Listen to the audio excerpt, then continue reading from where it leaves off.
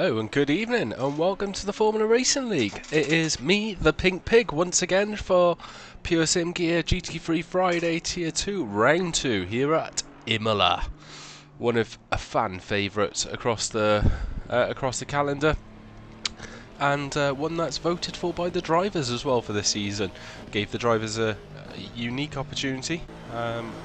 Yes, you can. Just making sure everyone could hear me. Gave the drivers an opportunity to vote for the calendar this year, and this was one of them, as well as Bathurst, believe it or not, which is next week. And then for the final round of the season, we have well, wrong one. So we had Barcelona in round 1, then Imola, then Bathurst, then Zolder. Who the hell would ever pick Zolder? Laguna Seca, Brands Hatch, and then the final round of the season on December the 16th, which is also my wife's birthday. That's going to be an interesting conversation. We have a random track, which is going to be picked on our podcast, which should be returning on Wednesday.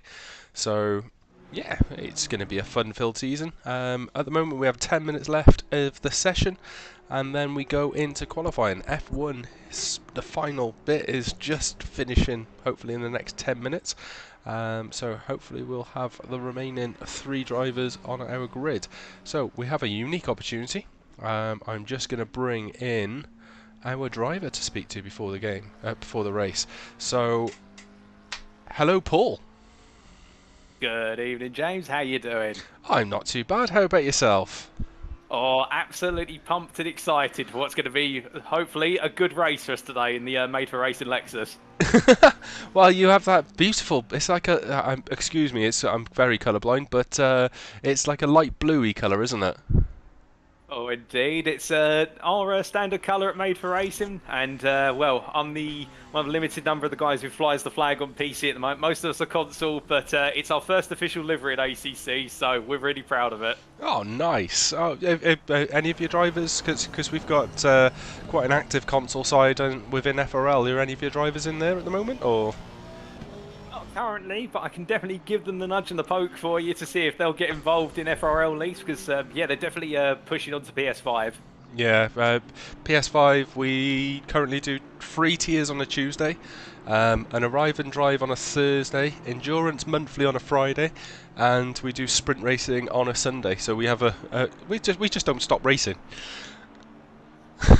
Oh, indeed. Well, to be fair, that's why I think you guys are most renowned for series, and particularly securing the road to, is it Road to VCO series? I can't remember the exact name. It's a huge event. It's Road to World Cup. So it's part of the World Cup event, which SimGrid and VCO are putting on. And because we have the most followed group on SimGrid, we have been given the opportunity. Well, we were offered a position of entering a team. But we decided we'd rather give the opportunity to the drivers to take our place. And then SimGrid went, do you know what, you're nice guys, we're going to give you 3 chances. So the top 3 drivers of top 3 teams from that event will get the opportunity to race for $10,000 prize pot.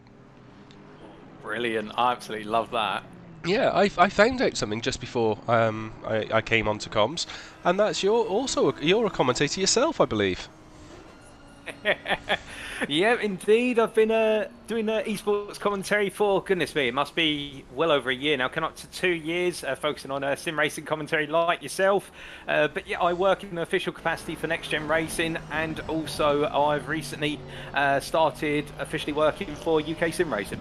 Wow, I'm feeling I'm feeling judged. Oh, not at all, not at all. I absolutely loved watching back the broadcast from last week. Thoroughly enjoyed Catalonia. Well, I always categorise myself as the filler. When nobody else wants to do it, I'll end up doing it.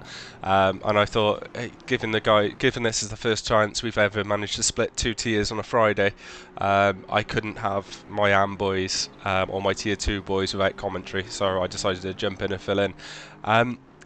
Have you got any strategies planned for tonight? I know last week you did the very, very, very long first stint last time out. Yep, so that was my team principal. Ethan, if you're listening, Ethan told me stay out as long as possible, make sure we've got the camera time for the sponsors. Joking aside, no, the strategy today is we're expecting low tide egg, something that really held us back in Spain with the Alexis. We've got really bad tyre wear typically in warm temperatures, so low tide egg means we've got a lot of options here. We're planning for every iteration at the moment, but probably looking at going long again. We enjoyed going long in Spain. I think we can make it work here at Imola. Yeah, the undercut ended up being quite powerful last time out in Catalonia. I think Ryan Blanchett almost got himself caught out with Oliver Ewig because Ewig went in about 2 laps beforehand, and that gained him a lot of positions. But I suppose what went really, really well in your favour was that clear track in front. Yeah, and that's the important thing. That's what we're looking for here at Imola because, well, in my personal experience, overtaking is so difficult unless you get a good run out of one of the chicanes. And, well, given the fact we've got some very fast drivers on this grid, I mean, we've got Dane and also Bertoncello, that BMW and the Honda combination, they're going to be hard to catch. Yeah, we were having a bit of a chat in the FRL racing team earlier on today, or I think it was actually in the Pro chat, and the strongest mid-engined car is probably going to be the Honda here tonight. Would agree with you on that one. Yeah, I don't think the Ferrari's going to have much of a good time. I did a 9-hour Imola event in the Ferrari, and it wasn't a very nice experience. The Ferrari's not too bad. I'm expecting Blanchett to be fast. The fact he's 1.1 seconds off of the fastest tyre at the moment, I'm wondering whether there's a bit of fuel in that car because he was blazingly fast in Spain. He was, and you got to remember with Pryor Blanchett, Pryor I know for a fact raced on Tuesday night, and he also raced on Thursday night here at Imola. Oh goodness me, he can't get enough. Wow, we don't stop racing. Mad Chip raced on Thursday. Arras won both the race 1 and race 2 on Thursday night in the rookies, and Woodward raced on Tuesday and Thursday. So there's going to be a couple of drivers who've got that race practice in, but those are shorter events, whereas this is a little bit longer for an individual. I must admit, I was drawn to it for the 60-minute race, and I love the pit stop format as well. We've got to have the fuel, it's about changing the tyres. So, no, you've got a good thing going on here, and I can't wait to be out on the tarmac. Well, I'm not going to keep you for any longer. Thank you very, very much, Paul, and I'll be keeping an eye on you throughout the race. Much appreciated, James. Good luck with the broadcast, and see you on the flip side. See you on the flip side. Have a good one. Well, that was Paul Walsh. Currently lying P2 on the track, on the timesheets, with a 140. My eyes deceive me. Let's bring it up in bigger font because my eyes are absolutely terrible. With a 142.4. Oh, 142.3, sorry. Hopefully we didn't keep him too long, as Goswell jumps into P2. Bertoncello currently leading the way, but let's have a quick recap on the standings from last time out. So, as we discussed a few moments ago, Ryan Blanchett won the race at Catalonia. Sorry, that's a Nando's chicken wrap repeating on me. Ryan Blanchett won the race last time out at Catalonia. The Mad Chip, who ended up being the Cool Dorito in P2, Oliver Ewig in P3, Mark Vilhine in P4, and Stuart Pryor in P5. So those drivers will looking to take it into the ascendancy for the series ahead. I will improve this graphic. I did this about 10 minutes before the broadcast started, but hopefully that gives you a little bit of an insight in terms of where the drivers are on the grid. And now let's have a little bit of a look at the track walk here at Imola. It's one of my personal favourite tracks. It's always absolutely fantastic racing. Even the scenery is brilliant. So you start off on the start-finish straight, which is not exactly straight, into the Variante Turmbarello, then down into the Variante Villeneuve. Tozer's always a pain to pick that brake in, get that traction right. Then you start to go up the hill, then back down the hill into Acqua Minerale, then the Variante Alta Chicane, mind the curbs, and then finally the favourite section, Ravazza 1 and Ravazza 2, before you start to pump it down, back down the start-finish straight for the drivers. Lap times, I think in qualifying they're going to start get to the 41s. I think the pro drivers will be in the low 40s, maybe a creeping into the 39, but these drivers always provide the best racing in my opinion. The rookies last night were absolutely brilliant. If you haven't had a chance to so far, make sure you catch the stream on the Formula Racing League TV Twitch channel, and also we had the Super Sprints, which is on the Comms by Coop channel. I am on the FRL Formula Racing League YouTube channel, so there's many ways to come and watch us. Just going to see if anyone's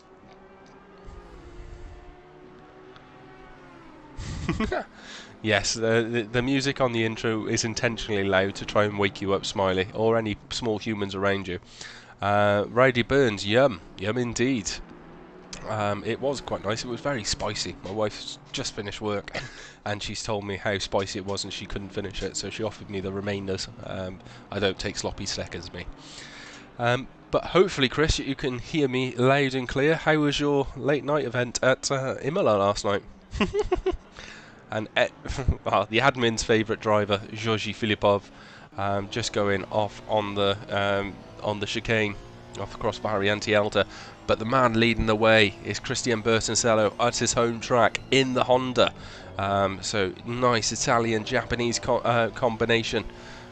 Let's have a look and see how we managed to go. Oh no, actually, we'll jump to Stuart Pryor. Stuart Pryor raced on Tuesday night and performed very well in the Super Sprints. And again, last night we ended up in the second position for both race 1 and 2. So he's showing a bit of form this season already. Complemented the driver rating system as well. So any driver that complements the driver rating system, I very much like you. If you don't already know, in Formula Racing League we operate a driver rating system. So for a pro event, for an example, for each weekend you can get a maximum of 100. So 20 for qualifying, 80 for the race. For an AM event you get 15 and 65, so a maximum of 80 driver rating points, and that averages out for every single race you do within Formula Racing League, whether you're involved in a team event, whether you're involved in sprints, rookies, one-off events, or PureSimGear. And that helps put people into their different tiers. So if people are in a pro split or an AM split, and it just makes that extra element of competitiveness across the racing. We've also developed an in-house driver racer tracker, which takes into account again every single race. You'll be able to track your progress week by week on the driver rating, what cars you've used, what cars, how many podiums, pole positions, top 10 finishes you have, and basically track your FRL life. And that's absolutely, completely and utterly free. Made with the goodness of my heart and my many Excel spreadsheets, which I absolutely love and adore. I'm going to turn up the car volume to hopefully, if anyone was asking what the headset is I use, I've stolen one from work because my one was broke. So we're just at the end of practice now, so drivers are making their final preparations, getting the small tuning into their tyre pressures, putting their fuel ready for qualifying. We do have a short qualifying, 15-minute qualifying, I believe. Yes, it is 15-minute qualifying, and then we go straight into the race. And for the race, it won't let me get rid of this. For the race, it is a 1-hour race with a 20-minute pit window. We've already got the apologies in the chat. Green light. Contact. So let's have a look at Ryan Blanchett. Is the first driver to come out of the pits. So we're going to try and stay on board with him as the cars start to come out.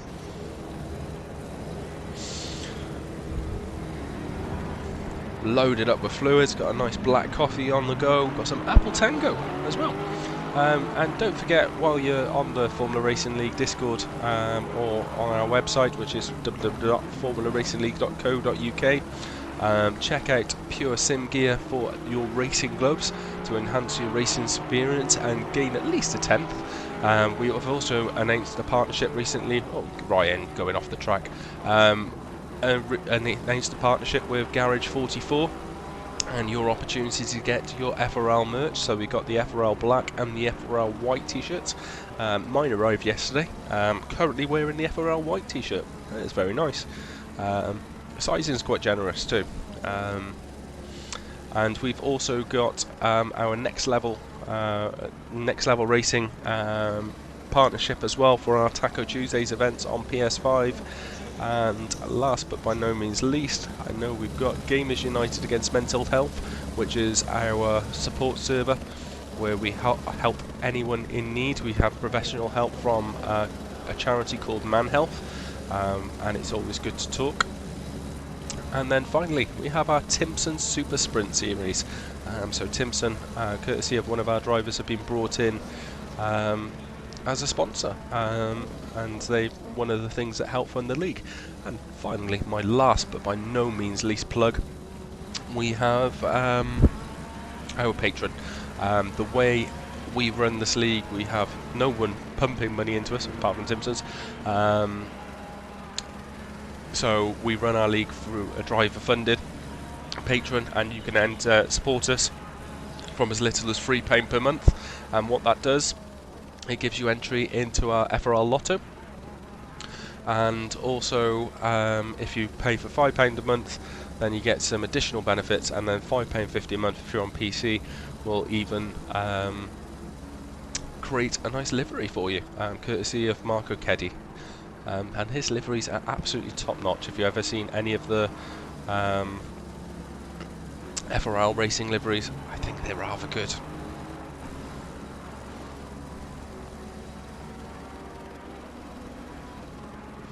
There we go. Let's make the screen a bit bigger for my absolutely terrible eyes. So as Ryan Blanchett starts to go into the quick left-hander down the hill now into the Variante Acqua Minerale even, Ferrari is always going to be dangerous on the traction, into second gear, up the hill, trying not to break track limits.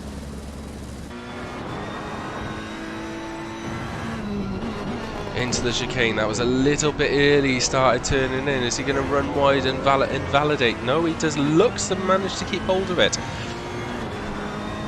Difficult braking zone down the hill, off camber, into Ravazza 1. He's taken a very middle of the track line, nips the curb, runs as wide as he dares into Ravazza 2 to get on the power as early as he can to go down the start-finish straight. And this will be hopefully our first valid lap. And he sets a 1:43.7. I'm pretty sure that's going to be beaten. The Playboy, Mark Vilhine. Pryor also automatically goes with a 43.0, so times are definitely going to get quicker. Harry Goswell, 42.7, so definitely the times are ramping up. Mark Vilhine, driver coming out of the pits, hasn't gone much quicker than that. Patrick Den goes with provisional pole with a 42.162. I do like that Playboy livery. One of my personal favourites, Christopher Gedman, aka the Grass Cutter. Remember our first ever endurance event? He did it in the Porsche, and he spent more time trimming the grass than on the track. Ended up about 7 laps down on the majority of the drivers, but you know what? He kept going, and that deserves respect. K-Mag got pole. Let's Go Getters and Woodwood. Christian Bersello did a 41.8. That pink voice. Good luck, everyone. I sound on Twitch stream, YouTube fine. Yeah, all good on YouTube. Thank you very much. And like I said, just please keep me entertained.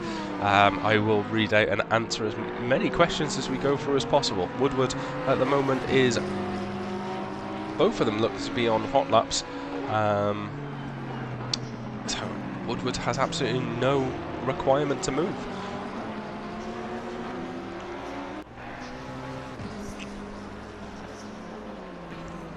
Exciting news for the PlayStation guys as well. Yesterday they got the opportunity to have the Challenger pack and also the American Jacks as well. So Dinner Dirksen, hi, I'm on comms tonight, and I promise you I won't say anything bad.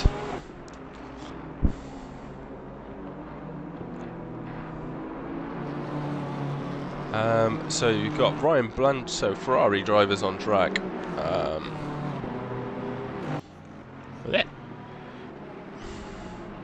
So we've got so many different bits to click through, I can't tell. Oh, Dinner Dirksen goes off. So I think there's at least... I can see Ryan as the only other Ferrari driver. So 2 Ferrari Daniels. Daniel and Ryan Blanchett are the 2 Ferrari drivers on track. Hopefully that answers your question. Burke Arras won last night in the 2 rookie races. Patrick Den currently pole with a 1:42.162. Burke Arras will look to be going a lot faster than the 45.6. Proving that the McLaren hasn't been totally nerfed, but last night was in damp and damp and very wet conditions. So interesting to see how the McLaren drives in the dry. So who's currently... So he's about half a second up at the moment. Let's actually go out of lazy mode commentary. Because the fastest man currently looking to be on track is Pryor, and he does a 1:42.147. So he's in pole position, provisional pole at the moment. Burke Arras just coming through Variante Alta, Ravazza 2, down the start-finish straight. The McLaren is trying to push. But I don't think this is going to trouble the leaders. Moves into 9th place. Let's have a look what's happening here. Michael Herbert is about 1.6 seconds up. We have just over 7 minutes of qualifying left. Going through Ravazza 2. Michael raced last night as well. Was practicing in the wet in preparation for this. And as you can see, it is lovely and dry. Like a day in Manchester. Not from Manchester. So Michael Herbert, I think, invalidated his. And this does. Where is Daz? This is Dazza Snipes. One of the guys who's transitioned across from PlayStation. Nice to see you, Dazza. Pepsi Pode called in the yellow flag. Pryor and Patrick Den are currently in the pits. Mark Vilhine, the Playboy. Where's he going? Just down into Variante Alta by the looks of things. That Porsche is very sketchy through there. Try and get to 2nd gear to get the car to turn. And I think he might have run a bit too wide there. Ryan Blanchett's currently on a bit of a go slow. Although Harry Goswell's 4/10 up at the moment. As he approaches Variante Alta. 26 of the finest Tier 2 drivers you'll find out on track at the moment. Paul, as we were discussing earlier, is currently in P4, so he's having a very good qualifying. Obviously must be speaking to me beforehand. Harry Goswell, currently in P3, about to cross the finish line, and he goes into provisional pole with a 41.7. So that's a very, very good lap from him. Where is our friend? There is Paul, currently in P4, car number 2. Oh, there's a car flying across some curves in the background. About 4/10 up at the moment, so he's doing quite well. Into Ravazza 1. Held that line perfectly. Lovely shot going up the start. Seeing the Paul go up the start finish straight. Get a bit of a slipstream from that McLaren. Out that Lexus go across the finish line, and he remains in. He jumps back up into P2. Any other drivers going quicker? Christian Berticello, who was fastest in practice, with a 41.8, currently on a 42.3. So he has at least another 5/10s to find. Currently 6/10s up, but we'll try and get back with him in a bit. We'll stay with Paul. We'll stay with Christian. I have a bit of a headline view of him. Horrible left-hander, always makes me shiver. Then this is the most difficult section on the track. Holding it, excellent traction, excellent position from Christian, going back up the hill, currently in 5th position.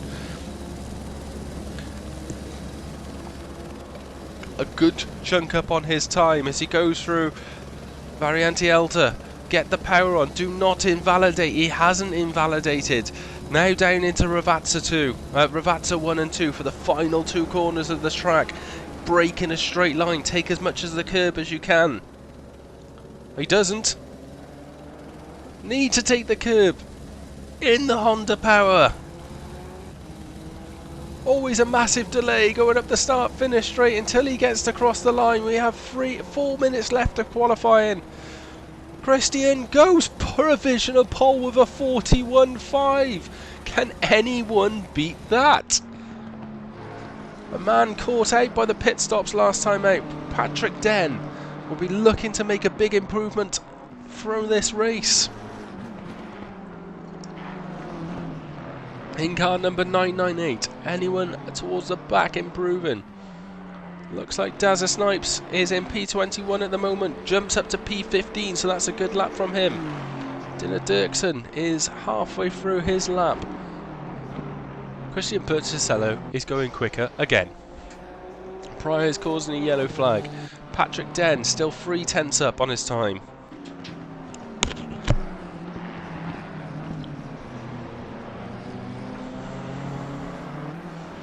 An absolute carnage last night in the rookies into turn 1 in the wet.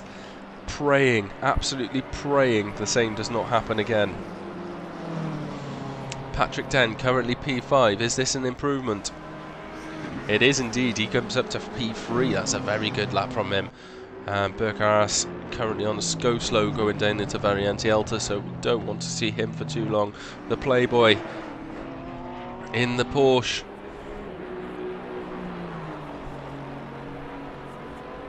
Lovely FRL badge either side of his car.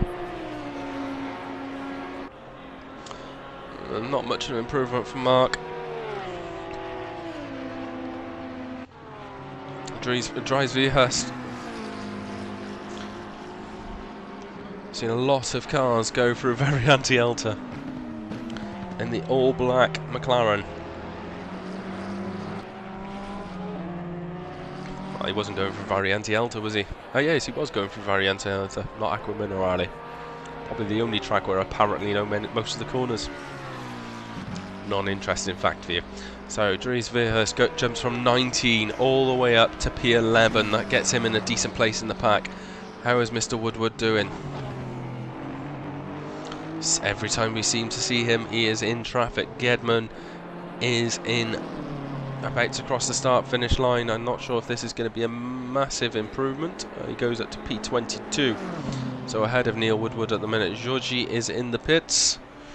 Any of our drivers at the top going much quicker. It looks as though Christian has invalidated his lap. Stuart Pryor is back out on the track. In RS Motorsport, Aston Martin.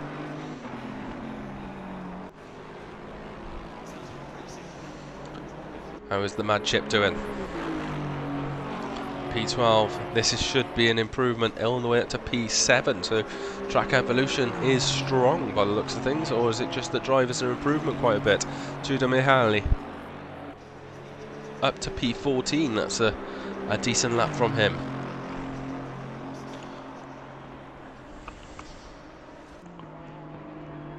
There is still one more opportunity for Christian to solidify his position 1. There's just over 2/10 between himself and Harry Goswell. Patrick Den is 4/10 back. Then Paul Walsh is about 6/10 back. Then Pryor, pretty much an identical time to Paul. Then Arras. Then the Mad Chip. Then Nick Stick. Ryan Blanchett will be expecting a little bit better. Our last time out winner. And our top 10 is rounded off by Oliver Ewig.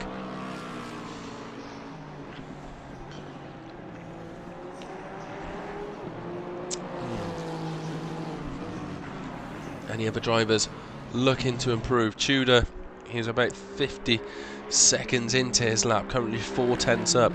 That 4/10 could jump him all the way up into P8.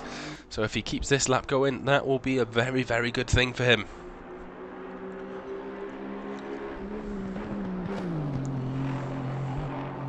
Aston can just eat curbs. Eats curbs like I eat double cheeseburgers. final opportunity has come for drivers to complete their laps. We've got about 4 or 5 drivers remaining. Tudor comes through the last sector, last corner, up the start-finish straight. P15 currently half a second up, so this could make a good dent into the top 10 for Tudor. Crosses the line, he goes into P7. Christian has crossed the line. Paul Walsh looks like he's invalidated his lap. Sven Corving, let's have a look where you are. Anyone else on track? No, it is just you. So you are the focus for the focus of the attention going into Ravazza 1. Is this going to be a big improvement? Currently P17. Porsche always sliding, always wanting to kill you. Sven Corving could have kept a straighter line going through there, tight as possible, and he goes up to P15. Whew. Ladies and gentlemen, what a good qualifying session. I've got to find the game again. Oh. There it is.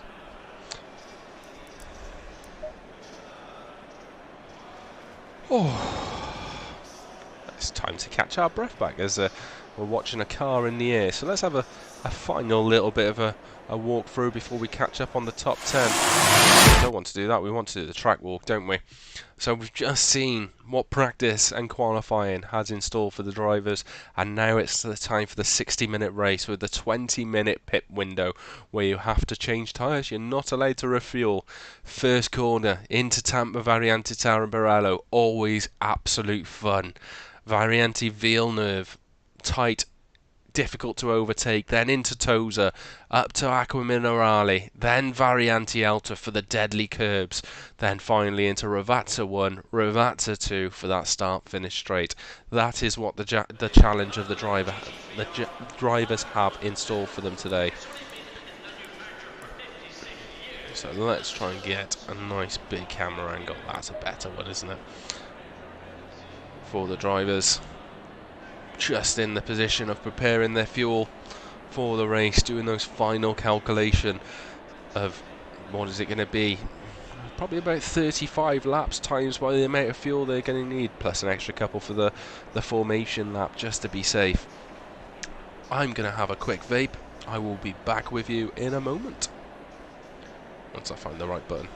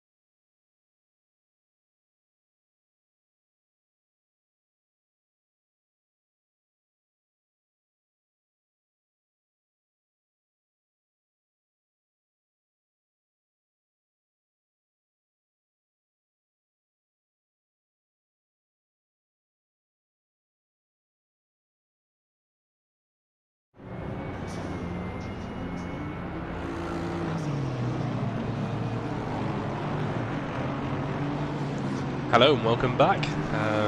Filled up with nicotine, ready for the race.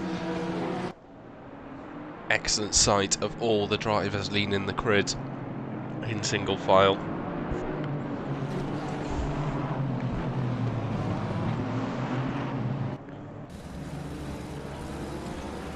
All the drivers conscious of their tyre pressures, easing them into the race.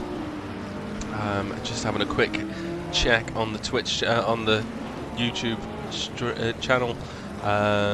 So yes, Rock Ops, Edo is in the pro split, although I don't think he was racing tonight. Ultra Bosek is in the pro split. He's also on Twitch. And this, yes, thank you, Chris. The link is in the Discord. Just have a look on Formula Racing League, or search on Twitch for Formula Racing League TV. No Nissans I see tonight. The Nissan, I'm not sure if that's been brought to the top of the tree yet in terms of power. The map chip, I'm so bad here. Good luck, everyone. I don't think you're that bad in P8, buddy. That's quite a respectable position. And yes, my pronunciation of words is failing me, Derek. Hope you are well. And looking forward to the racing. Oh, I certainly am.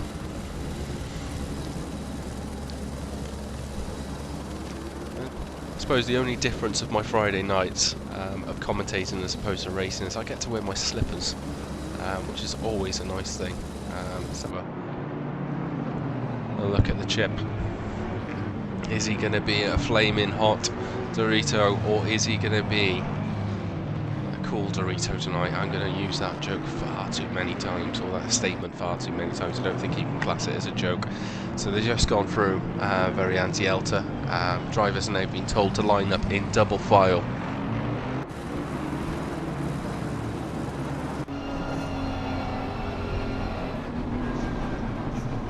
Christian Bertoncello, how nervous must he be on pole position here in Formula Racing League GT3 Friday, PureSimGear, round 2 of this championship. Harry Goswell directly behind him. Patrick Den, the BMW grill is waiting. Such a long start-finish straight before the green lights hit.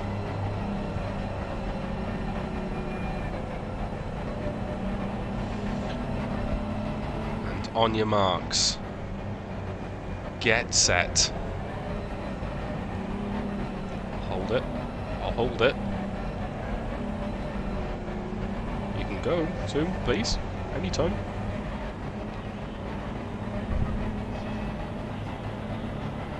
Christ, that was a bit premature.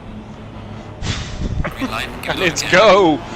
I was going to say that's what she said. Christian Bertoncello gets a lead straight away. Harry Goswell falls into the slipstream. Patrick Den is behind, as well as Paul Walsh. There's also already a yellow flag behind. Through the first chicane, Christian Bertoncello leads the pack. Let's have a little bit look further back. As we're on board with Nick Stick, a couple of cars go wide. Don't need to look at their PB.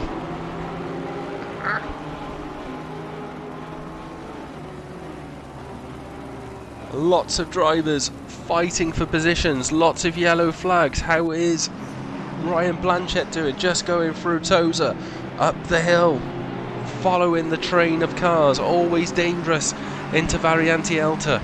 Patrick Den is right on the back of Harry Goswell, which we will go to in a moment. We'll go there now. So Patrick Den was in a race-long battle with Ryan Blanchett last week. This time has Harry Goswell for company as they go for the first time into Variante Alta. Don't believe the track map, because that's lying to you.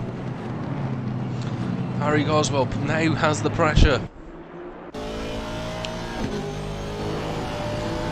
on the car in front. Christian Bertoncello tries to go alongside to get the outside line going into Ravazza. Try not to make contact with the Honda.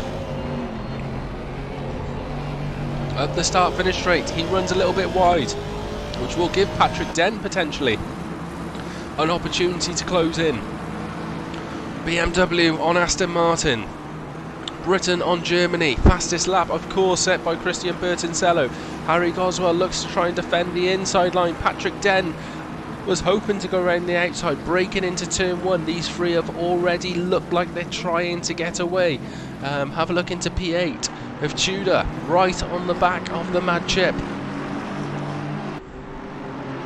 Lots and lots and lots of cars going through there.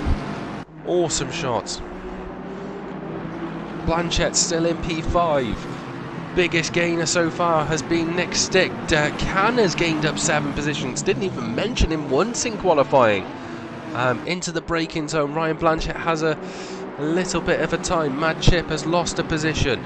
Tudor's lost a position. Nick Stick has gained 2. Let's go back to the back of the front. To the back of the front. Back to the front. Up to the front of the grid. Yeah, that's probably better phraseology. Patrick Den honing in on Harry.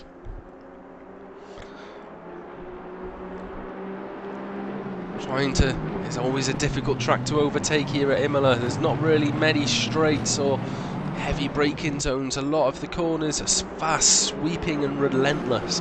Paul has dropped back a little bit by 1.1 seconds. Pryor is a further second behind him. Arras is just 2 seconds behind.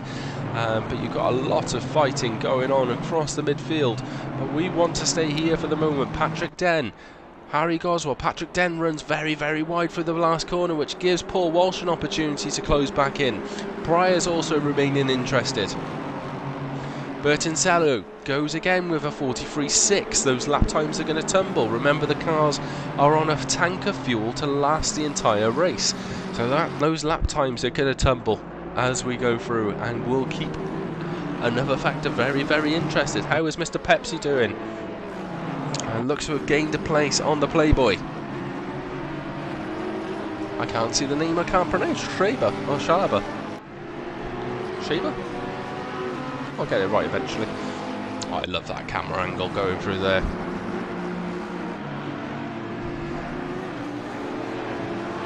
A little bit of a nudge there from Pryor. Remember, you don't want to cause too much damage to the front of that Porsche where all the aero is, as Pepsi has a moment, which gives the Playboy an opportunity to regain that position. Pepsi slides into the slipstream, going through the quick left-hander now.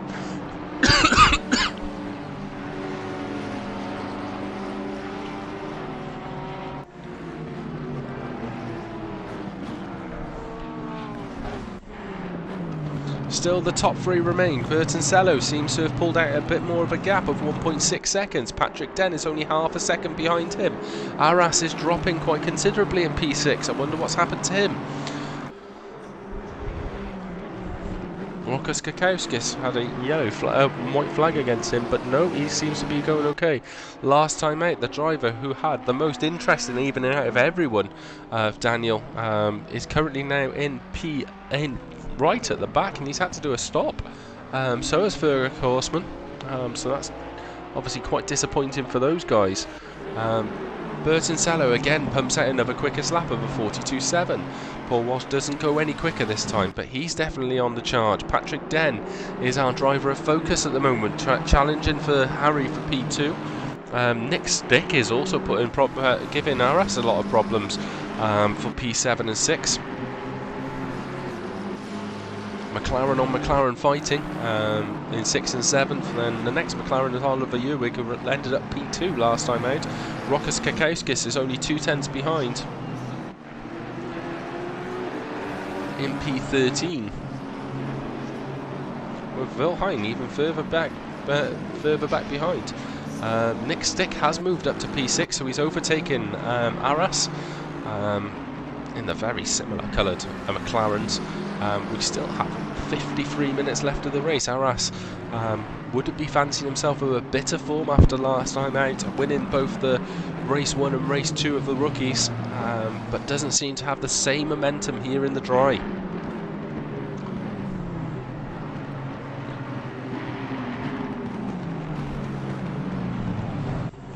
There's always a yellow flag there on Neil. Someone gone off. It looks like Rokas has had a bit of an issue, because he's dropped all the way from P13 back down to P22. So he's not had a good time there. Patrick Den again. Haha. I remember that line from last time out.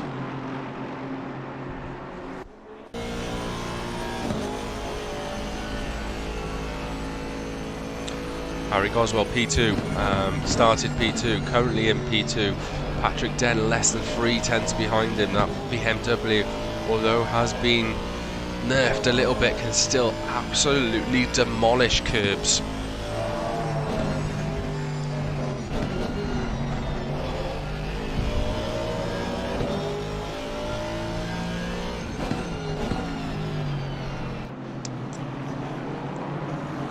Again, similar pattern to what happened last week. Every time the leader got a bit of a gap of a second, second and a half, 2 seconds, they just get drawn back in, and Harry Goswell is definitely starting to pull that in as he goes very, very wide through that fast left-hander. I'd love to know that corner name. If anyone can tell me, thank you. Christian Bertoncello. How is Tudor doing?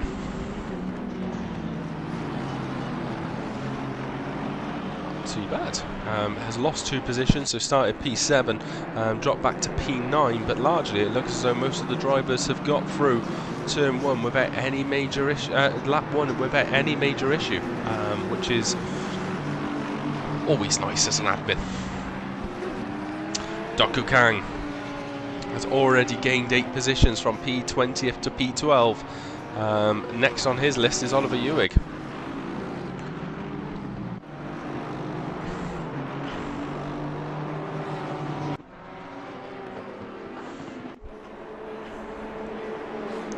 So another lap goes by. 3 drivers are still, oh, 5 drivers of Paul Walsh as well, who we spoke to just before the race, and then Stuart Pryor in P5, pretty much in the status quo. Then we have Nick the Stick in P6, who's gained a nice 3 positions. Burak Aras in P7, then the Mad Chip in P8. And this little bit of a train of cars. In P9 we have Tudor right on the back of the tail in the slipstream. Ryan Blanchett, who will probably be expecting a little bit more of himself, is currently in P10. Last time second place driver Oliver Ewig in P11. Then we have Doku Kang, who's our biggest mover since the start of the race, with Mark Verheyen, the Playboy, behind. Then the Woodward. Had an absolute thrilling late night race last night round here in the Super Trofeo, where absolutely was non-stop laughing. Dries Velhurst in P15, Pepsi Po in 16, Christopher Gedman in P17. Behind him you have Joji in 18th, then Dazza Snipes in P19, Sven Corving in P20, then you got Dinner Dirksen in P21, who has Rokas Kakauskis, who looks like he's got back up to speed in the Honda in 22. Michael Herbert in P23 in the lovely FRL Audi. Then Terry Williams. That's not a good moment for him. Terry Williams now has moved back up into P23. Then Furik Horseman, who's starting to gain back on the cars in front. Then Daniel in P26, who went in to repair some damage. So how are we going back up the front? Have they clawed back in? It's still a second separating the top 3 drivers. Doku Kang is now less than 3/10 behind the Playboy as he goes into... Oh no, that's not how you race, Doku. He does wait a little bit in fairness, but the damage cannot be a good thing for Mark in that Porsche. Silly boy.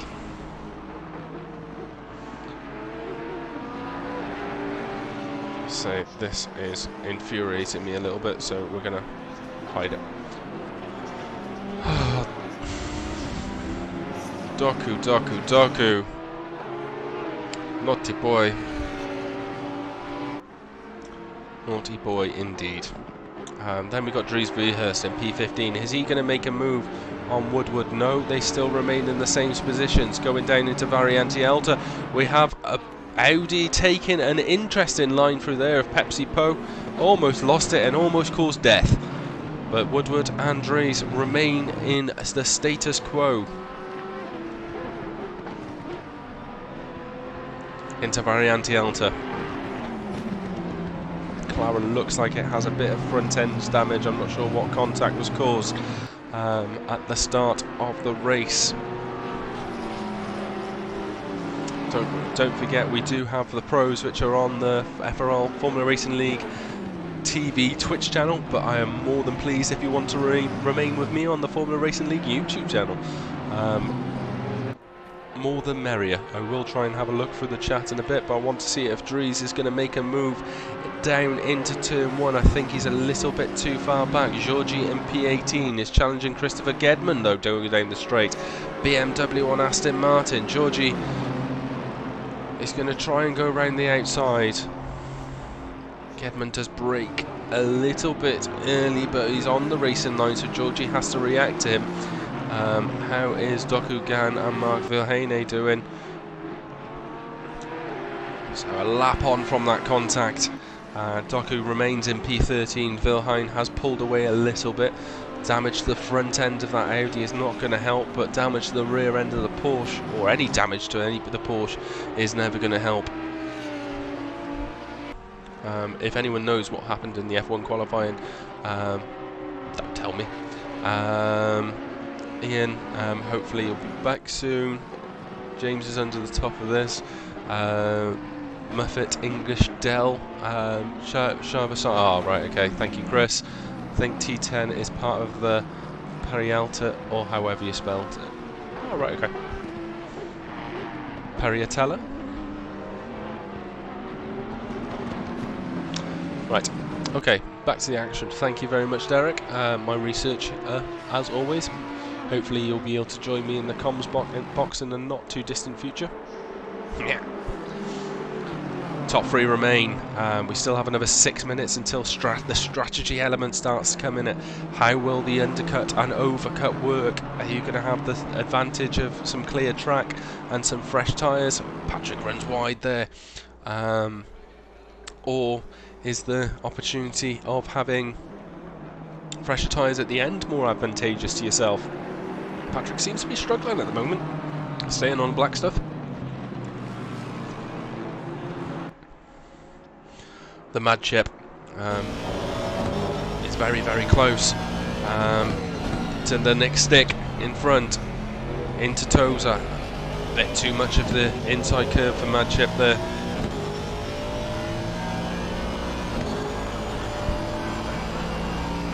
Didn't have the best at times last night in the rookies. I think race 2 was an awful lot better than race 1 for him.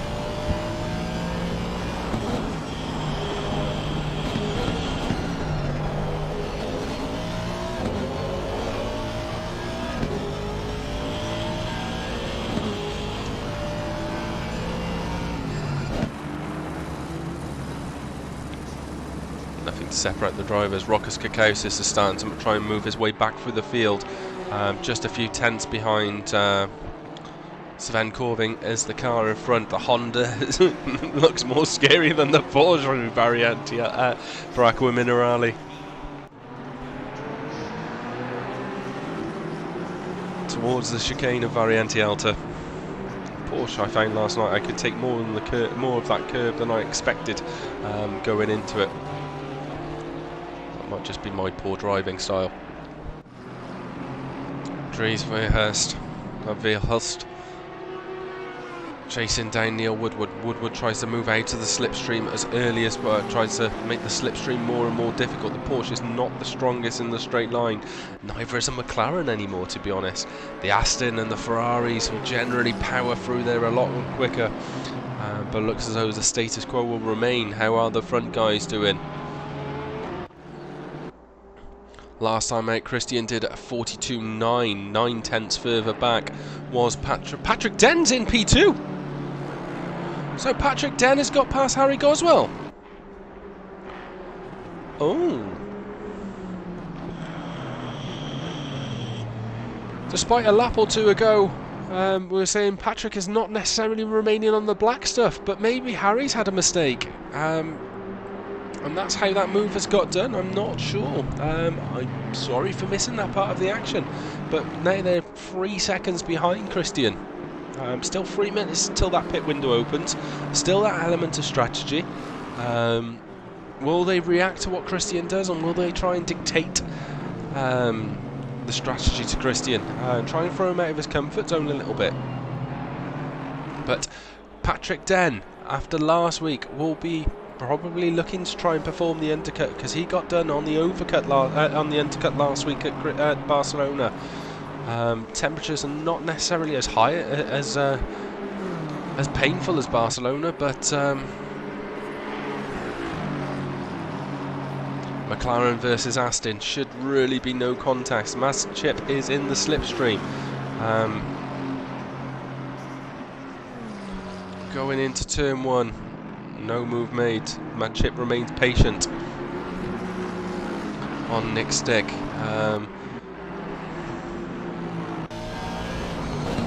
What is going through this man's head? Has lost P2. A little bit slidey going through there. Dries Verhulst has made the move on Neil Woodward, but then goes straight across the track, and Woodward regains the position, so he remains P14.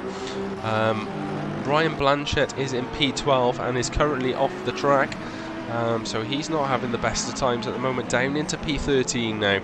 Woodward, and that will be the car that's trying to attack him coming up the hill. Doku Gang has fallen back a little bit further. Burke Arras has dropped a fair few positions down into P11. How is our friend Paul doing?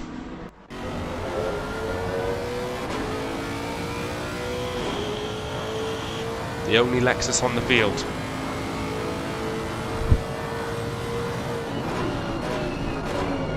Second gear is the chosen gear going through there. I was tempted to take the Lexus this season. I decided I would scare myself and use the Porsche instead.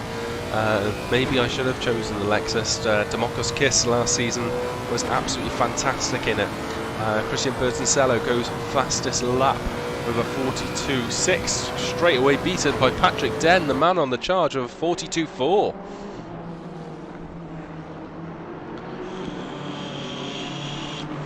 Stuart Pryor just trying to collect points at this moment in time.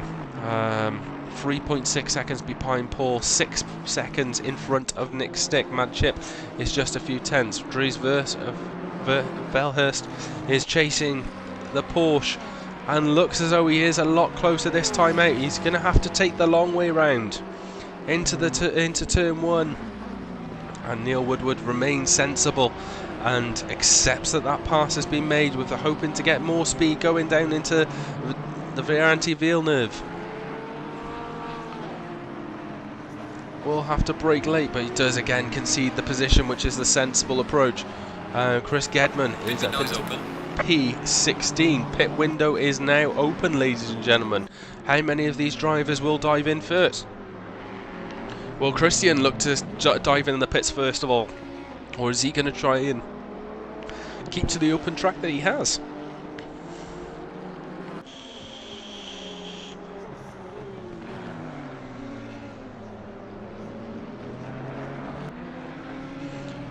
Into the final corner, he's approaching a back marker as well, so that might influence his decision. Or Michael Herbert does dive into the pits. Christian Bertoncello carries on going. Patrick Den also carries on going. What will Harry Goswell do? He keeps on going. Paul Walsh going again for the longer stint. Pryor remains on track. Nick Stick stays on the track. Mad Chip dives in. He is our first man out into the pits. So we're going to go into last stop length mode in terms of our extra statistic. Nobody else has gone in yet. Depends on their tyre strategy, so the Playboy stays out. Doku Kang has gone into the pits, and there's a McLaren behind him. I think that's Arras. Maybe he has damage. Michael Herbert has jumped into the pits as well. So now here's where all the fun starts. Let's have a look. Chip was in the middle of death. Race 2, turn 1 with Chris. Hello, Kino. Hope you are well, and hope you enjoyed last night in the rookies. Right, let's get another screen up. Nick Stick's had some problems. Nick Stick has some problems. Nick Stick is in problems. Careful on your rejoin, buddy. So he drops down into P9. Maybe the tyres are not doing too well, but that looked like to be in Piratella.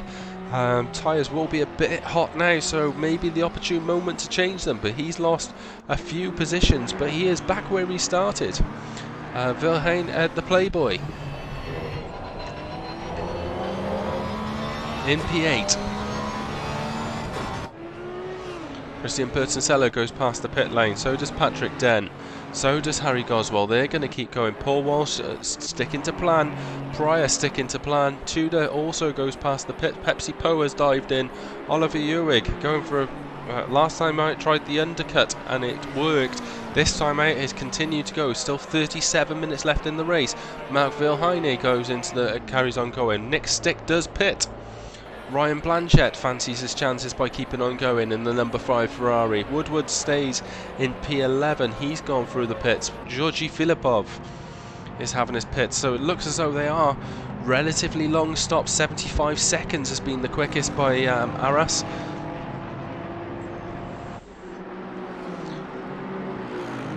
So Nick Stick, Filipov, Dries has gone into the pits trying to get the undercut on Neil Woodward. We've had Mad Chip in the pits, Arras, Can, Poe have all gone in. Harry Goswell still in P3, will be looking to try and get P2 back, but 1.7 seconds behind, 2 seconds behind. Stuart Pryor having a good night here in Imola.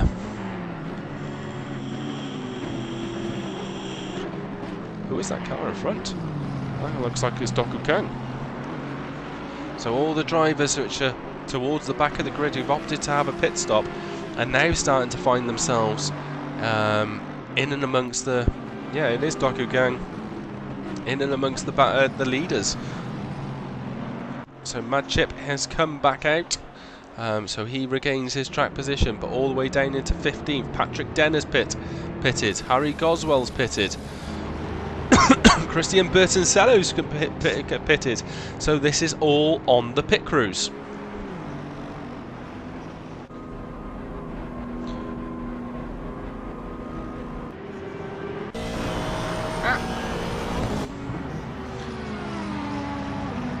So how will they get on? Patrick Den. So we're waiting on these pit crews. It's going to be a minimum of 30 seconds for a stop. Paul Walsh takes the lead. So we've got Goswell, Bertoncello, Den, Vilhane. Quite a few cars. Blanchett all in the pits. Paul Walsh is just in front of what looks like a lap car. Is that Arras as well? It's not exactly a slow lap car either. But yet to pit is Paul Walsh, car number 2, currently running in P1 once again from last time out. So that's not who I wanted. I wanted Bertoncello, who gets the lead coming out of the pits. It looks as though Goswell is in P2 and Patrick Den didn't nail the stop, so he's lost that position into P3. As the power goes down, coming into no approach in traffic, and there you can see the reason why is Goswell did a 75.6 for his pit stop, Bertoncello did a 76.8, so 1.2 seconds slower, but the slowest out of the three of them was Patrick Den with a 78.1, so he lost 3 seconds, about 2.5 seconds to Goswell in that stop, which was pretty much the gap between the two drivers. So it was the pit crew of the Aston Martin team who managed to get ahead, and that is Vilhane going off the track, I think. But these drivers are now in P9 overall. Paul Walsh will keep going. He has a lot of traffic with him behind him, including Ryan Blanchett, as he goes through the chicane. It looks as though the drivers who have come into the pit, come out to the pits, seem to have quicker cars. Oliver Ewig in P3, the lap car of Michael Herbert is behind him. Car coming out of the pits as well, so that was a challenging moment for him. Tudor is now into the pits, currently in P5. Christopher Gedman is going for the longer run in P5. Temperature will start to cool, so that's going to be one of the important things to get your tyre pressures right. Stuart Pryor hasn't pitted, but again is coming into Doku Kang in front, which needs to be a little bit careful given the fact that he's given Vilhane, or the Playboy, a little bit of a nudge into the corners, so that might be one of the considerations for Stuart in terms of what he does next. So the big story is the top 3 drivers stopped at exactly the same time. Bertoncello was in front, remains in front. Patrick Den was in P2 but lost 2.5 seconds at that stop, which has brought Harry Goswell back into P2 and dropped Patrick Den into provisional P3, but it still all remains on what the drivers who have yet to stop can do during their extended stints. We're not yet halfway through the race as Stuart Pryor does indeed dive into the pits. Ewig carries on going. Paul Walsh is going to keep going, as he said in the chat beforehand.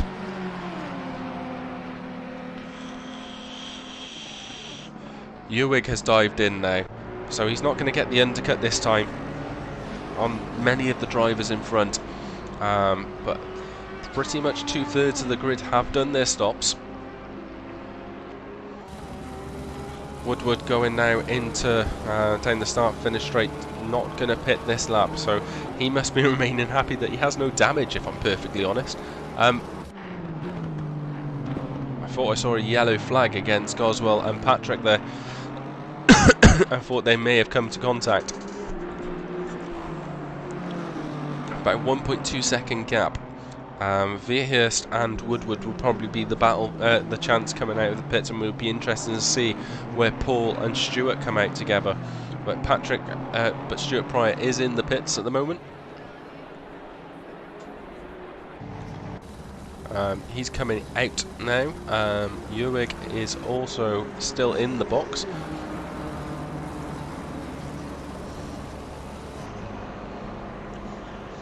Don't want to click on you. I don't want to click on you. There, I want to click on you.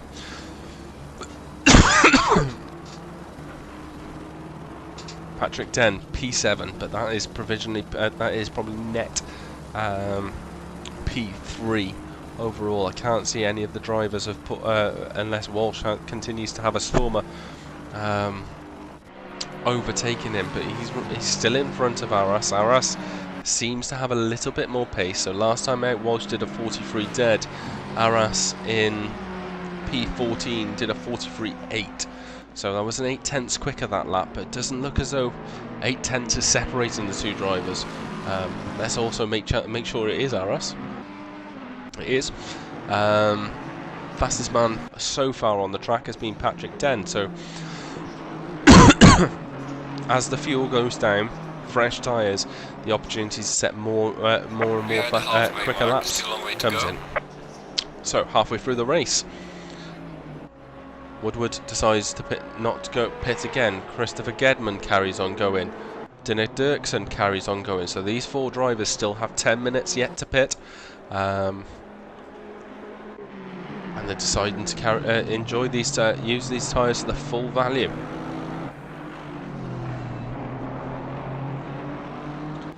Well, it depends on Kino. It depends on what you want to call it. I personally call it Tier 2, but rather than AMS. But I suppose it should be called AMS. We'll probably have to think of a better name for it. So we've got, if you think about the Premier League and the Championship, probably have to start thinking about that, or maybe even, I don't know, Platinum and Gold, and then we could introduce Silver, Bronze, Cobalt. I don't know. Up for discussion, shall we say? I personally call it Tier 2. Grateful to know your thoughts. I saw some message then just as I clicked away. Yes, of course, Deep Kino. Drop me a message, drop Keddy and I a message after the race, and we'll get you in. More the merrier. We've got a nice strong grid of 25 drivers. I think we've only lost 1. So yes, more the merrier on the grid. As the season goes on, there's a natural attrition of drivers, so we want to try and keep it over 20 for the entire season, which will be great. Woodward has now gone into the pits. Paul Walsh keeps on going. Behind him, Christopher Gedman, I know they're in the same chat together, jumps into the pits as well. Dinner Dirksen carries on going. He's going to take these tyres for as long as possible. Now let's see where Woodward comes out in opposed to Dries Vierhurst, who's currently in P19. That's Darren White, that's not Dries. There's Dries. So he's coming up to Piratella by the looks of things. And Kino, hope the foot's doing well as well. I know we've seen you on track a couple of times, but I know you were troubled by that in the off-season. So hopefully that's okay for you now.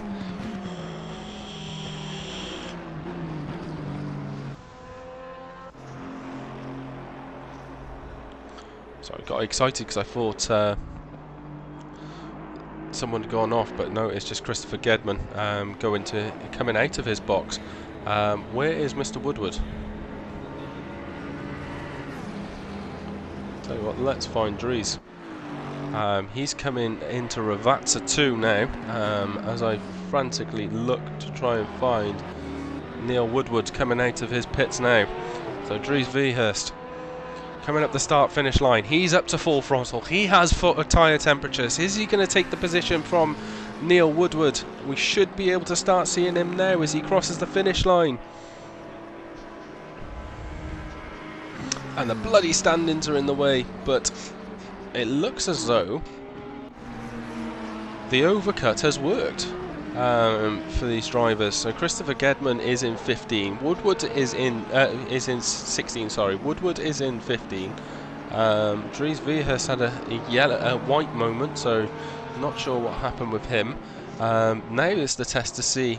Paul Walsh has now decided this is his moment to pit, and is coming back out onto the track. So Christian Bertoncello is going to easily pass him. Harry Goswell and Patrick Den. The main question is going to be Stuart Pryor. So we're going to jump on board now with Paul and see if Stuart Pryor has managed to overtake him. I think he is going to, because he's just coming through the start-finish straight, round the straight that's not a straight. I think we've just seen Paul Walsh leave the pits, and there he is, still in front, so that hasn't changed the story too much. So Paul Walsh stays in net P4, Patrick Den is in up into net P3, then we got Harry Goswell, then we got Christian Bertoncello, so most of the drivers have now completed the stops. Paul Walsh did a 77.3 for his stop, Pryor did a 77.8, so absolutely a Rizzler's paper difference between the two drivers, so that hasn't been really affected anything. Last time out, Pryor did a 43.4, whereas obviously Paul Walsh did a 43.0, so I think those tyres were still going strong.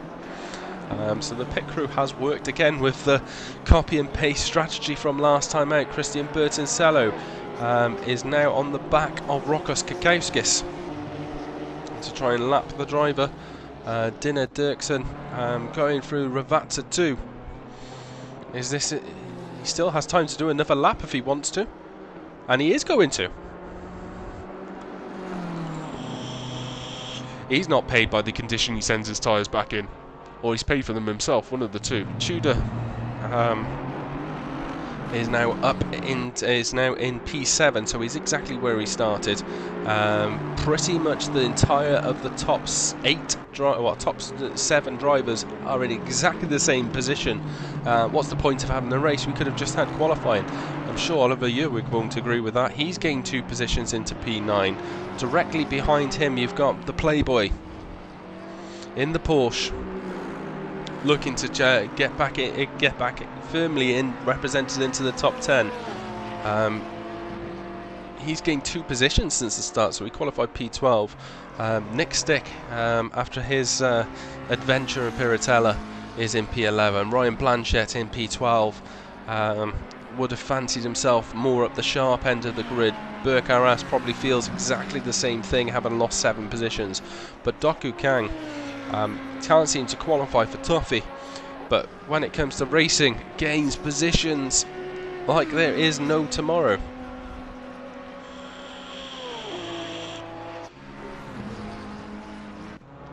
Dinner Dirksen going for a very anti-alto. Christian Bertoncello has a nice tasty 10 second lead, sorry, over Harry Goswell. Is that Patrick Den trying to make a move? I thought it was a much bigger gap than that. Patrick Den gets a bit of a better exit going down into Ravazza. We take the high view. We will have the inside line for Ravazza 1. But does decide not to do it because he wasn't going to... The momentum probably would have carried him through into the Aston Martin. Patrick Den will hope to get more power, an earlier start down the start-finish straight, but it looks as though Harry Goswell's managed to do that.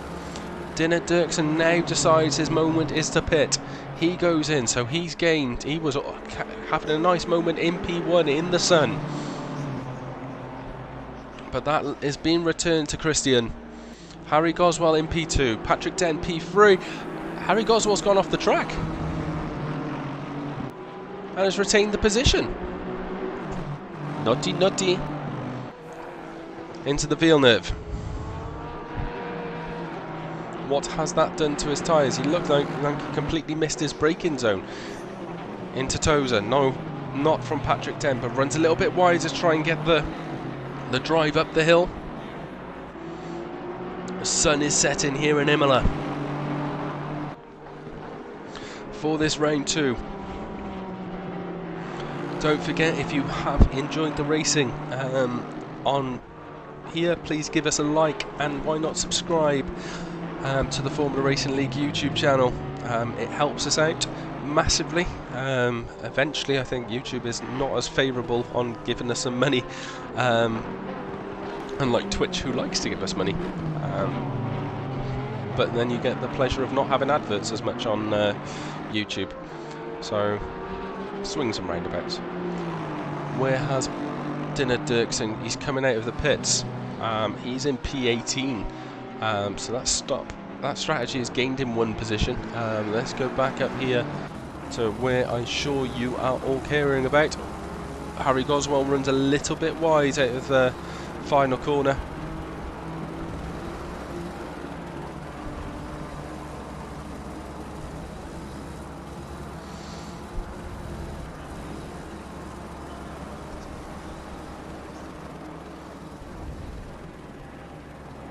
Sorry, just playing with buttons. Patrick Den probably had the most moments on the stream tonight, but that's because he wants to get that 2nd position back, which he had before the pit stop. That 2.5 second pit stop extra has cost him, and now has to gain that position all over again. We see a very colourful Porsche in front. Away off in the distance though is Christian Bertoncello, 12 seconds into the lead. Pit window is now closed. And the pit window is now closed, so all the drivers have completed their required pit stops. They have changed their tyres, so this is these are the tyres and the fuel that is going to remain in their cars for the rest of the race. Obviously not the fuel, because that's going to be dispelled. Tyres are going to wear, so completely false statement from me.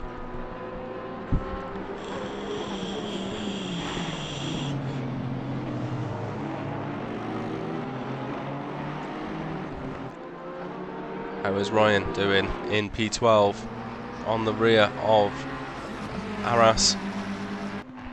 Running into Piratella. Would like to get into the top 10 to try and... He's going to lose his championship lead tonight. I'm not sure where Christian finished in the last race. We will try and have a bit of a check on that in a moment.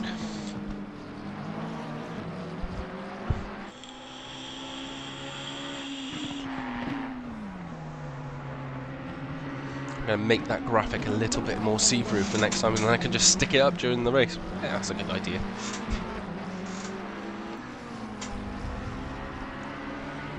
Just having the middle of the screen. Oh, lovely.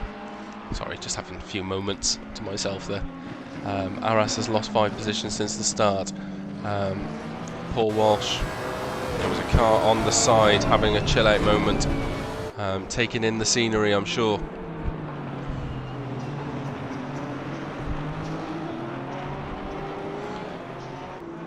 Patrick Den remaining relentless in his pursuit of Harry. Look at that sun setting in the sky. The BMW eating curbs. The Aston Martin hungry, needs more curb. Very anti-alta. BMW gaining. under braking, but the Aston Martin seems to have that bit more grunt when it comes out of the corners. That's a nice bit of curb. Patrick seems to favour them more, as he wants P2 back 7/10 of a second separating the two drivers. Patrick Dent owns the fastest lap of a 42.4. Harry Goswell 42.8. Last lap though, Harry Goswell was 3/10 quicker, but I'm sure that was due to the assistance of skipping turn 1. Who else? We got Arras. So Blanchett has looked like he's got past Arras, back up into P11. Nick Sticks causing a yellow flag, and he's lost a few more positions. Seems as though the McLaren, well, as we know, doesn't like to eat curbs, and has caused some problems up here at Antielta. But he restarts again in P12, and the battle continues for him. Doku Kang is a few seconds behind him, 6 seconds behind him, so he's relatively safe in the return of that position.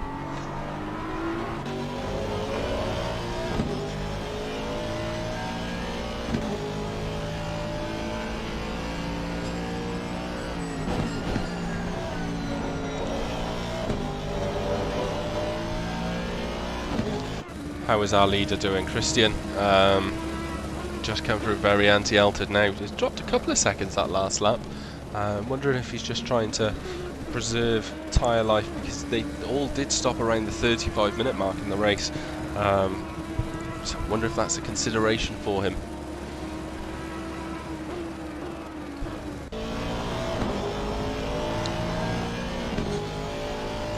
One day I will learn these cameras off by heart, and I won't mess up so much, but I'm a tryer. Very close in the braking zone again from Patrick. Be interesting to see if Patrick does make a report of that missed chicane.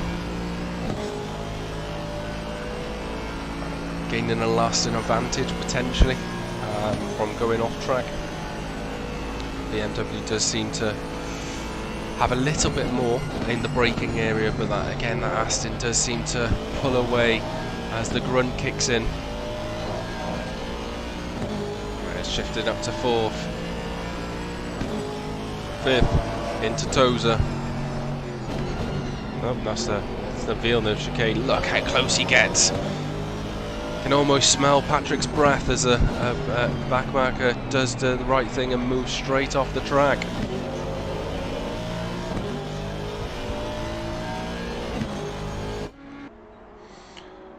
Christian disappearing off into the distance, remaining very, very happy with life. 15 minutes left of the race. We have 25%, 1 quarter left for Patrick to make the move or wait for a mistake from Harry. He's been in this position many times. Michael does again the right thing, moving off the track, a little bit extreme, but is off the track. So Harry's been in this position many, many times, and something always happens to him.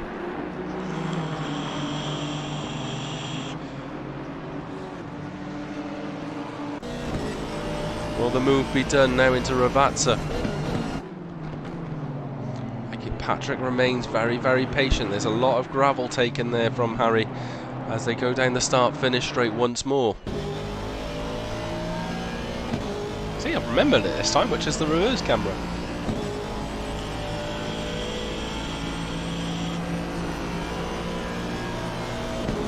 Will Patrick get the inside line this time? It looks as though he's going to try and find it, but just in the braking zone this time, Harry gets it right. For all those to right the braking zone where he needs to, he seems to brake a little bit later, but then rest of the lap Patrick seems to gain back into him as they go through Villeneuve. Always a place where death can be caused. That little bit of extra dirt can cause you problems. Arras is less than a second behind Ryan Blanchett and then drops back a bit further. Filipov is right behind Dazza Snipes. We will try and look at it, but we want to see how Harry and Patrick finish this race. We don't want to miss an overtake this time.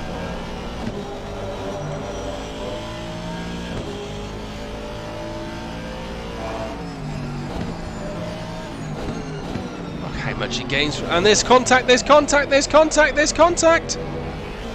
Oh, that was a moment both for Patrick and for Harry.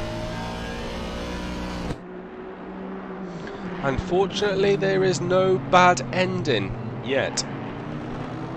You can see how much he gains through Variante Alta and how much time he starts to eat into Harry in that braking zone.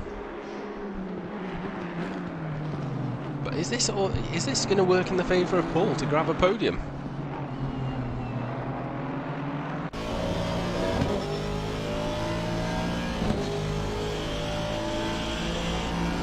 Because he's the one gaining. Last time out, I watched all that times 44.8, whereas Paul did a 43.5, so that was a 1.2 gain at that time. It's just not close enough in those braking zones to really warrant sticking his nose where it doesn't belong. I think if anything happens at that point, it's just going to result in a spin for both drivers, and both drivers will end up losing out. But this is our second closest battle. Is there going to be anything into Tozer?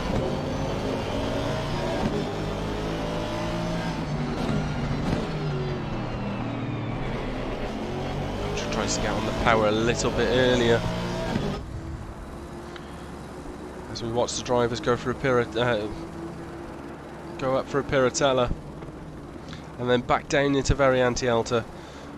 This time runs just the right amount of track. Drive-throughs is going to be another pain in this race. This time no contact is made.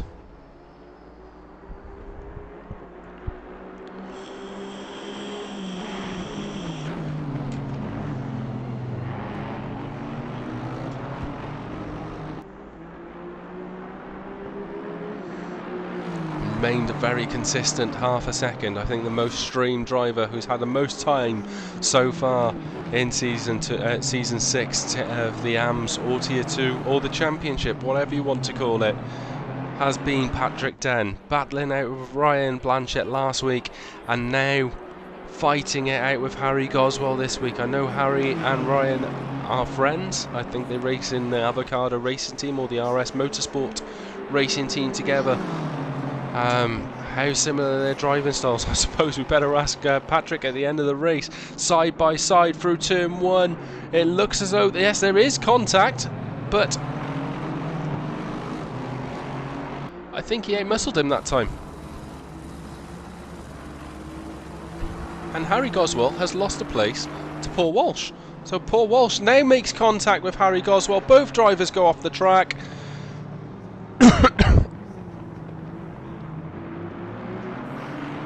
Paul waits sensibly and then regains his position. Hopefully he hasn't lost anything. Well, Pryor's the winner now. Pryor has jumped up to P3.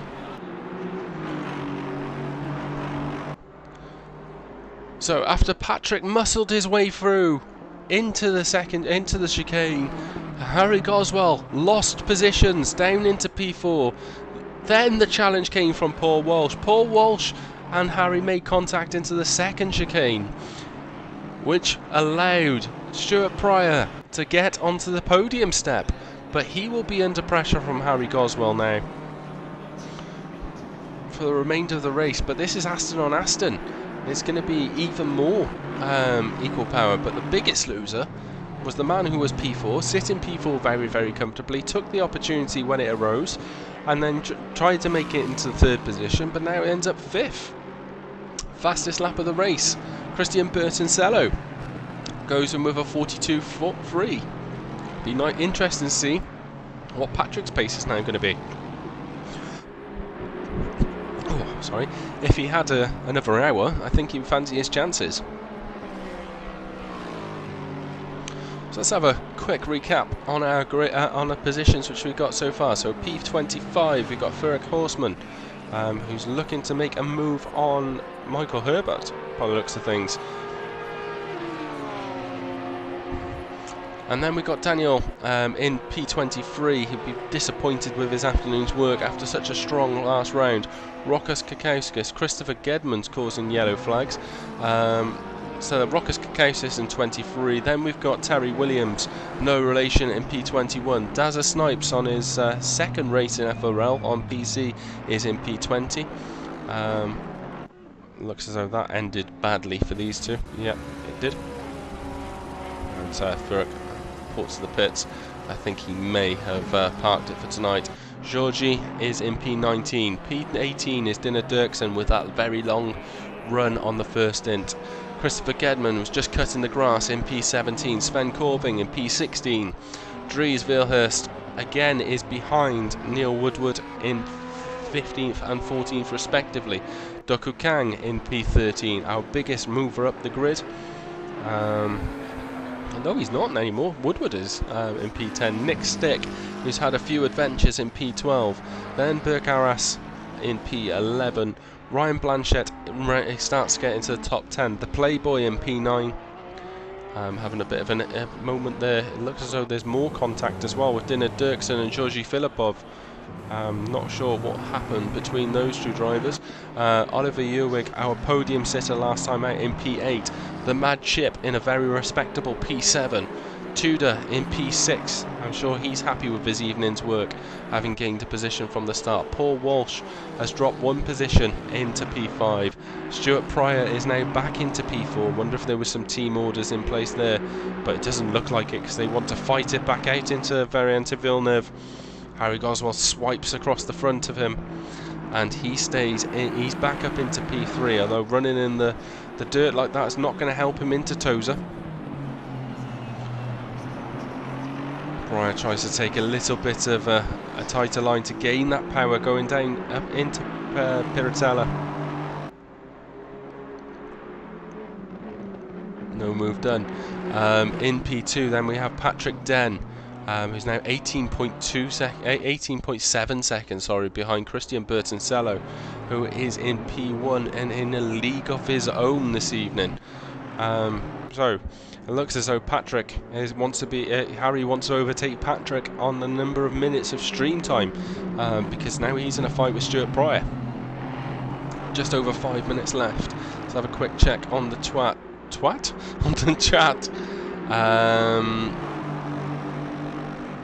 Good. I'm glad it's on the mend. Watched like 40 adverts so far on Twitch tonight. Thank you for contributing, Chris. Just always having a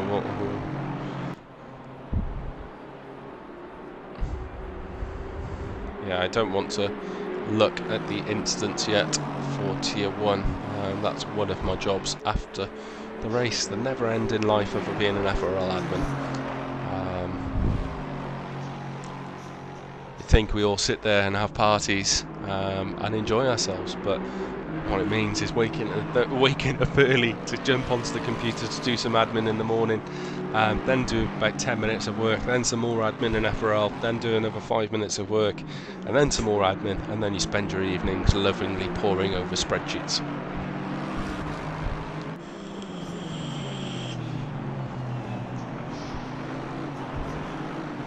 So Paul Walsh, who we spoke to before the race, tries to seize his moment. Had his moment in the sun, and unfortunately he got a little bit burnt and lost one position, dropped down to P5.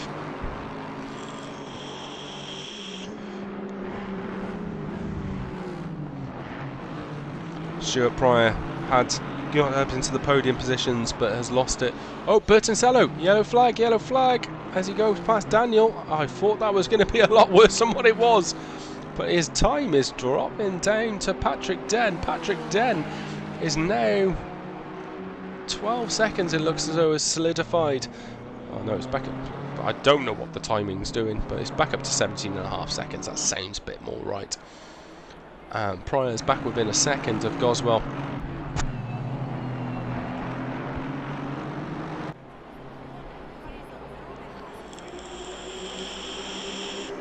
As Woodward looks like he's had a bit of an instant as well. He's back down into 15th. Doku Kang is the car in front. Looks as though there's some contact with the rear bumper of the Porsche.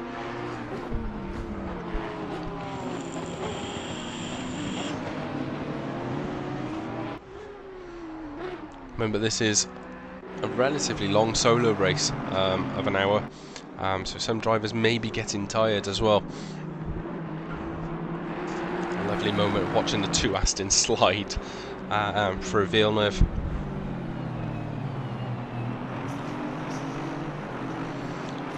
Approaching up the hill, just over a second separating these two drivers. Arras and Blanchett has remained relatively consistent. 1 second for the second half of the race at least. Ewig is 2 seconds behind Mad Chip in front. I think, providing the Mad Chip remains on track, he will be okay.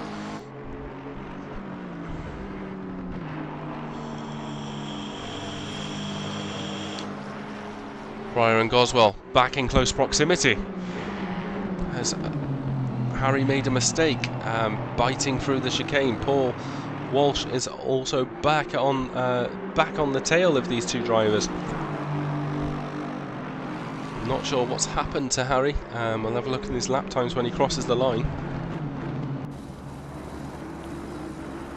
He certainly seems to have the pace over Stewart, but the consistency lies with Stuart Pryor as they as across the entire lap. Back gap is now back to a second. So the hammer's definitely been hit back down by Harry as he crosses the line.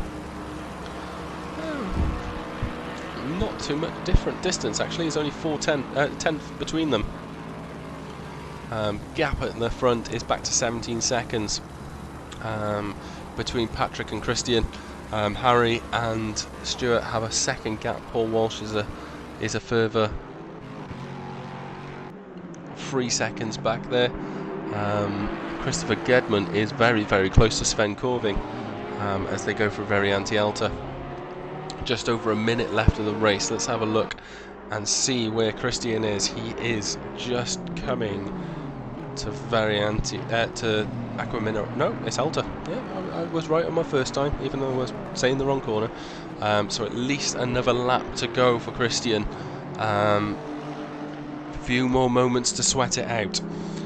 As for these two, I think Harry's going to need a huge glass of water after this race, because he's been under pressure for the entire race, from Patrick Den and now from Stewart as well.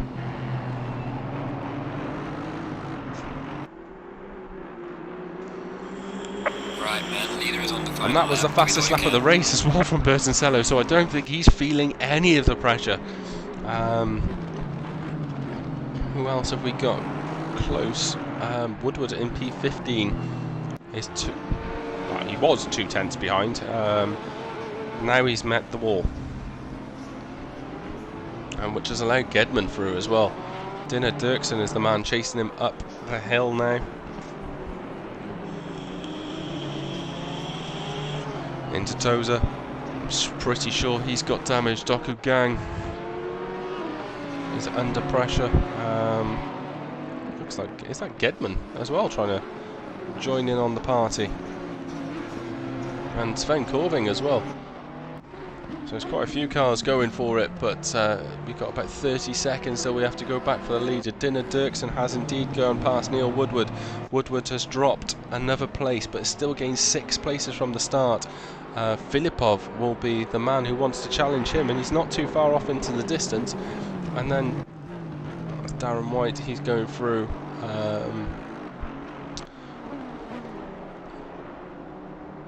Corner, so we'll try and flick back to that battle in that fight in the not too distant future. But our man, who has been imperious, he qualified on P1. He has retained his lead on the notorious Turn 1 at Imola, and to cross the line and win round 2 of the PureSimGear GT3 Friday Tier 2 has been Christian Bertoncello with an absolutely fantastic performance, and who could fault him in that Honda? He has been brilliant at his home track. In P2, about to cross the line is Patrick Den. Put the pressure down on Harry Goswell for long periods of time, and a well-deserved P2 for him. And then in P3 to finish off your podium is Harry Goswell. Must be sweating absolute buckets. Paul Walsh and Stuart Pryor across the line in 4th and 5th. Tudor is just about to cross the line in P6. And he's had a very, very good afternoon as well in the Aston Martin, so full credit to him. The Mad Chip gets it in P7, Oliver Ewing in P8, then we got the Playboy in P9. Burke Arras just coming through. Ravazza 1 and 2 will round out the top 10. It looks as though Blanchett and Nick Stick are having a fight going through the last corner. Blanchett gets P11 by the looks of things, and he does indeed. P12 goes to Nick Stick. Dries will get P13. He's not under any pressure from anyone. He has 6 seconds in the bank to the car behind, and now it's just the opportunity to put the throttle down and cross the finishing line. Doku Kang in P14. Interesting to see what happened to him and Neil Woodward. Christopher Gedman gets in P15. Sven Corving in 16. Dinner Dirksen gets a very credible P17, so that's a good afternoon for the BMW driver. P18 Georgie crosses the line. Neil Woodward is in the pits. Darren Wright gets a nice P20. Terry Williams P21. Then you got Daniel in P22. Maybe a bogey track for him. Rokas Kakauskis had an interesting afternoon in the Honda in P23.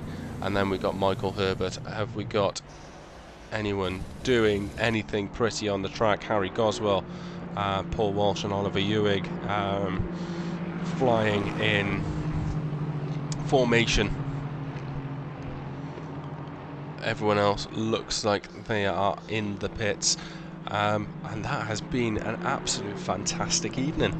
And I hope you all have enjoyed what has been a very, very good race. Pressure being put on from Harry, Patrick, Stuart Pryor, and Paul Walsh in the big wigs positions, but some very, very consistent driving across the entire field. So I just want to thank all the drivers for being so competitive and largely clean.